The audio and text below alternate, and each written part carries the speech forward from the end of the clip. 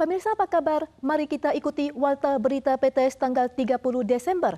Latihan militer TPR memasuki hari kedua. Tiongkok mengklaim telah mengadakan penembakan artileri jarak jauh di perairan utara Taiwan pagi tadi. Kementerian Pertahanan Nasional Taiwan mendeteksi rekor tertinggi sebanyak 130 pesawat militer Tiongkok. Sementara administrasi patroli laut mendeteksi 14 kapal patroli Tiongkok dan segera mengambil langkah pemantauan ketat 1 lawan 1. 中国人民解放军东部战区将在图中海域和空域进行重要军事演习，并组织实弹射击。 Tiongkok menetapkan 5 zona tembak utama di Selat Taiwan. Tanggal 30, latihan tembak langsung dilakukan di perairan ujung utara dan selatan Taiwan. Media Tiongkok melaporkan bahwa tentara Tiongkok telah memasuki zona tempur. Pukul 9 pagi, mereka melakukan latihan tembak dan meluncurkan roket dari Kabupaten Pingtan di perairan utara Taiwan. Tanggal 29 malam, stasiun televisi CCTV Tiongkok merilis klip berdurasi belasan detik yang diklaim sebagai pemandangan gedung Taipei 101 dari perspektif drone Tiongkok. Sebanyak 130 jet tempur Tiongkok terdeteksi tanggal 30, mencatat rekor tertinggi. Tiongkok juga terus mengintimidasi Taiwan lewat 14 kapal perang dan 8 kapal dinasnya. Selain itu, kapal perusak rudal Tiongkok Urumqi mencoba memasuki perairan barat daya Taiwan tanggal 30 pagi dan kapal Angkatan Laut Taiwan segera mengaktifkan radar pengendali tembakan untuk menargetkan kapal Tiongkok.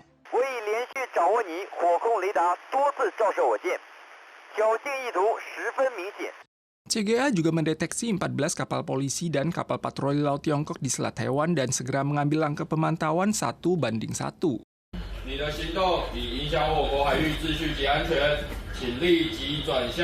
Menanggapi latihan militer Tiongkok di Selat Taiwan secara mendadak, Presiden Lai Ching-te mengimbau lewat medsos Facebook agar pihak militer dan rakyat bersatu dan jangan disesatkan oleh berita hoax.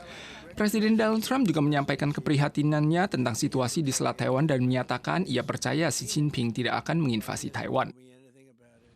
Perluasan latihan militer Tiongkok mengacaukan transportasi Taiwan. Administrasi penerbangan sipil memperkirakan hari ini mulai pagi hingga sore banyak rute penerbangan internasional dan domestik terpaksa dibatalkan dengan lebih dari 100.000 penumpang terdampak.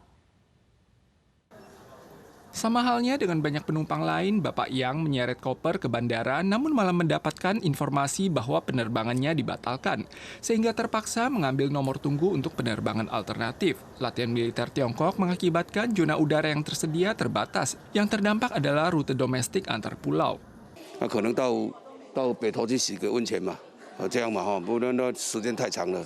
Turis Tiongkok yang visanya segera berakhir merasa dilema dan tidak bisa berbuat apa-apa saat mengetahui bahwa penerbangan mereka telah dibatalkan.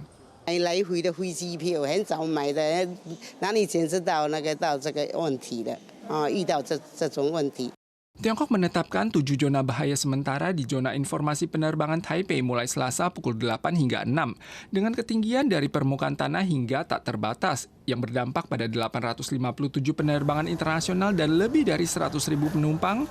68 penerbangan domestik ke Kinmen dan 16 penerbangan ke Matsu juga dibatalkan, berdampak pada 6.000 orang.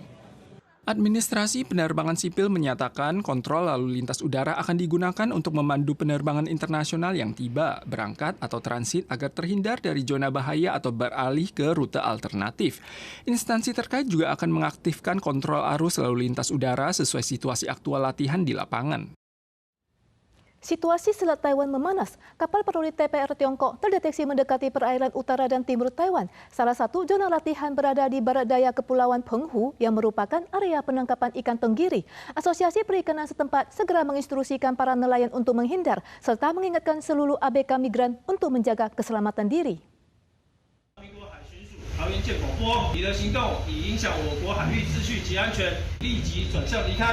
Tanggal 29, Tiongkok mengumumkan peluncuran latihan militer. Hari yang sama, administrasi patroli laut mendeteksi beberapa kapal patroli Tiongkok mendekati perairan utara dan timur Taiwan. 目前已经增加到14艘海警船，包含侵扰马祖、金门乌丘以及东沙外里岛，以1对1对应方式并航监控，强势驱离。 CGA telah mengerahkan kapal militer dan telah membentuk pusat tanggap darurat guna berkoordinasi dengan Kementerian Pertahanan Nasional untuk melakukan antisipasi dan pemantauan. Area penangkapan ikan tenggiri terdampak. Asosiasi segera mendesak nelayan untuk menarik jaring mereka lebih awal. 他们是明天早上的8点到下午的6点。那避免冲突，我们现在请这些在这个海域抓土托鱼的渔船赶快作业收网，然后避开这个地方。 Nelayan Nanfang Au di Yilan, Hengchun, dan Pingtung memberikan tanggapan berbeda. Asosiasi Nelayan Tongkang mengakui bahwa pemerintah belum mengeluarkan larangan eksplisit, sehingga cuma bisa mengingatkan nelayan untuk memutuskan sendiri aktivitas melaut, sekaligus mengimbau para ABK migran untuk memerhatikan keselamatan diri. Menyusul penyerangan ACA di Taipei pada 19 Desember lalu, berbagai kabupaten dan kota di Taiwan telah meningkatkan standar keamanan menjelang malam tahun baru besok. Kaohsiung yang memprediksi akan ada sekitar 200.000 orang memadati perayaan tahun baru telah melakukan simulasi keamanan di stasiun-stasiun MRT. Sementara itu, Taipei juga menaikkan level keamanan tahun baru dan secara khusus mengerahkan kendaraan anti huru-hara di beberapa titik keramaian. Menjelang perayaan Tahun Baru, pengamanan di berbagai kota Taiwan diperketat secara maksimal. Pada tanggal 29 malam, pemerintah kota Kaohsiung menggelar simulasi penanganan krisis di stasiun MRT dengan melibatkan skenario serangan bom asap. Guna mengantisipasi massa sebanyak 200.000 orang, hampir 1.000 personel dikerahkan untuk memperketat patroli di jalur MRT dan LRT. Sementara itu, kepolisian Taipei turut menaikkan level keamanan dengan menyiagakan 1.300 personel gabungan di berbagai titik keramaian, juga untuk pertama kalinya mengerahkan kendaraan anti huru-hara, truk derek, hingga kendaraan komando dan pencahayaan untuk memastikan keamanan penuh bagi seluruh warga. Masa udara dingin kontinental membawa salju di pegunungan tinggi Taiwan dan memicu lebih awal mekarnya bunga plum di Meiling, Hainan yang berada di ketinggian menengah. Dengan beberapa gelombang udara dingin yang masih akan datang pada Januari, masa berbunga diperkirakan berlanjut dengan puncaknya pada pertengahan Januari. Bunga pram putih tanpa berkilau indah di bawah langit biru. Terpengaruh masa udara dingin, bunga pram di Meiling, distrik Nanxi, kota Hainan, mekar lebih awal. Meski belum mekar sepenuhnya, pemandangan ini tetap menarik banyak pengunjung. Curah hujan yang cukup ditambah lintasan front dingin memicu munculnya gelombang pertama kuncup bunga. Dengan puncak masa mekar bunga diperkirakan akan jatuh pada pertengahan Januari tahun depan.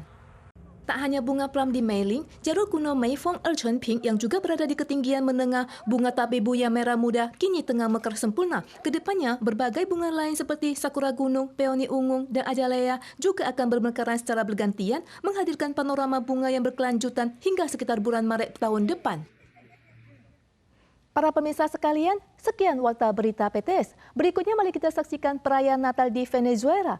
Kita soal lagi di lain kesempatan. Sampai jumpa.